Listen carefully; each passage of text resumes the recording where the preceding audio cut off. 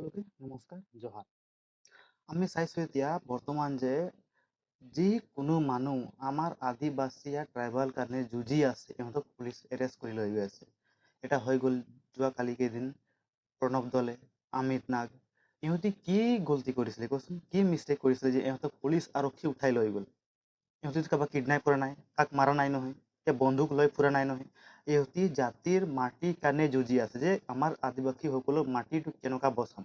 অকল আদিবাসী নহয়, বেলেগ কাষ্টৰ মানুহবিলাকৰ মাটি ভেটি কেনেকুৱা বচাম বুলি ইহঁতি চৰকাৰৰ পৰা যুঁজি আছে। কিন্তু চৰকাৰ কি মাটি দিব, উল্টা ইহঁতক এৰেষ্ট কৰি আছে। আৰু তাত যে ইমান পুলিচ প্ৰশাসন লগাই দিছে, আমি চালো কেইদিন আগত বিধানসভা তাত কি হৈ আছে যে মৃণাল শইকীয়া খমটাই সমষ্টিৰ MLA কি কৈছে যে বৰ্ডাৰ অঞ্চলত একোৱে হোৱা নাই, বিন্দাছ আছে।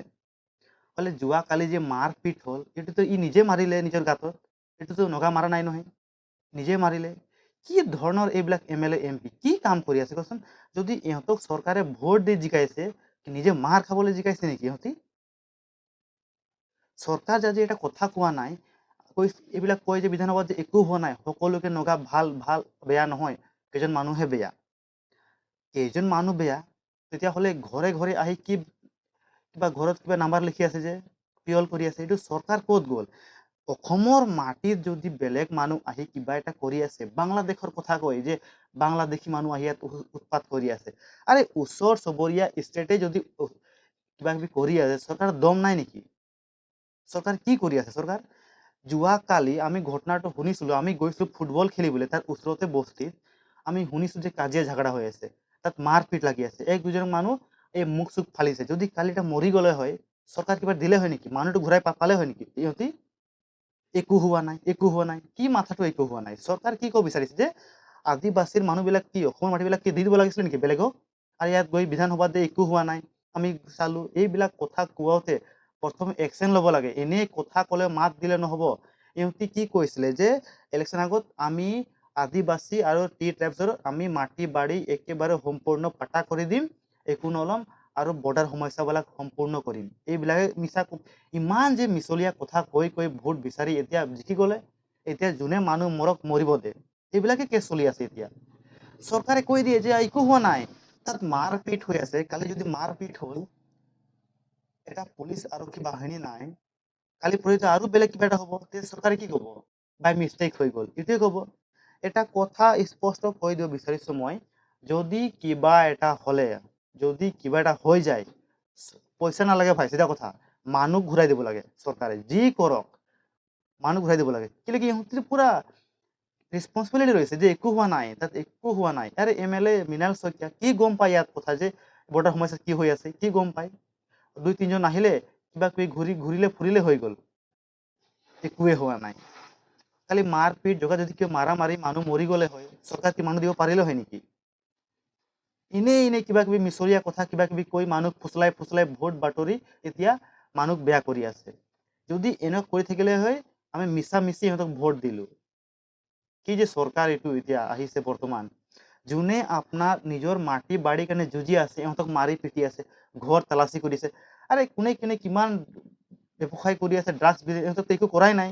ডাঙৰ বিজনেছমেন বিলাকক এই যোনটো ঘৰত কিবা কিবি পাৰ্চনেলি সোমাই কিবা কিবি চেক কৰি আছে। যদি এইখন চৰকাৰ এনেকুৱা কৰি থাকিলে কি হ'ব অসমত? কি চলি আছে বৰ্তমান আপোনালোকে কওকচোন?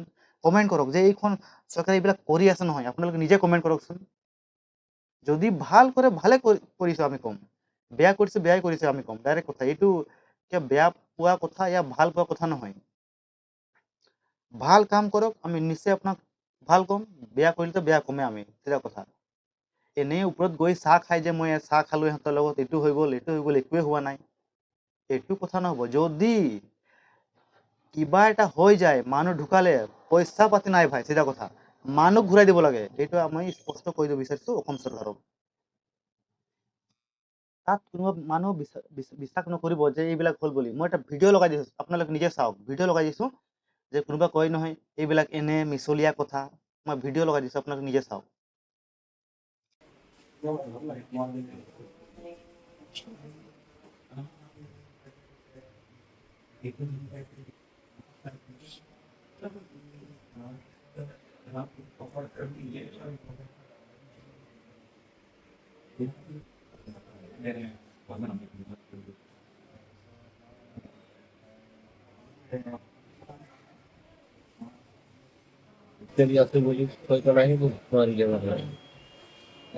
ক'ত ক'ত মাৰিলে?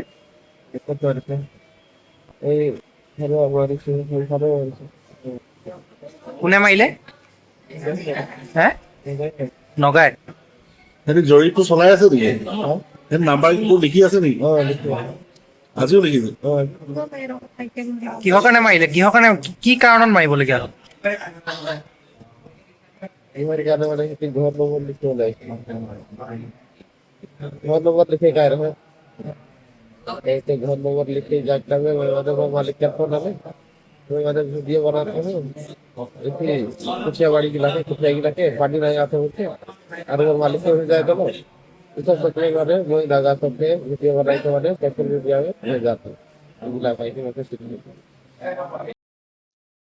আৰু এটা কথা মই বুজি পোৱা নাই, এইটো ইংলেজ পথাৰত এইটোতো নিজৰ অসমৰ মাটি, তাত আদিবাসীৰ মাটি হয়, তাত ইমান পুলিচ আৰক্ষী কেলে লগাই দিছে? য'ত অসমৰ মাটি খুচৰি খুচৰি লৈ গৈ আছে তাত কেলে পুলিচ আৰক্ষী নাই? অসম চৰকাৰ দম নাই নেকি? নে কি হৈ গ'ল? মই আৰু কৈ দিব বিচাৰো আমাৰ আদিবাসী মানুহসকলক অকমান বুজিব লাগে, ইমান যে বুৰ্বক হ'ব নালাগে। তহঁতে নিজে চাই আছে এতিয়া, আজি যদি তাত কিবা এটা কৰিছে কালি পৰহি তহঁতৰ তাতো হ'ব, ইয়া আমাৰ তাতো হ'ব। আমি যদি আজি নুযুঁজিম আমাৰ তাতো হ'ব। এইখন চৰকাৰ এনেকুৱাই কিবা এটা অলপ কৰি থাকিব। সেইকাৰণে মই যিমান আমাৰ আদিবাসীসকল আছে অকমান চিন্তা ভাৱনা ভালকে কৰক আৰু কামবিলাক কৰক। যদি আজি আমি উঠি নাহো কালি আমাক এটা ঠাই আমাক নাপাম আমি।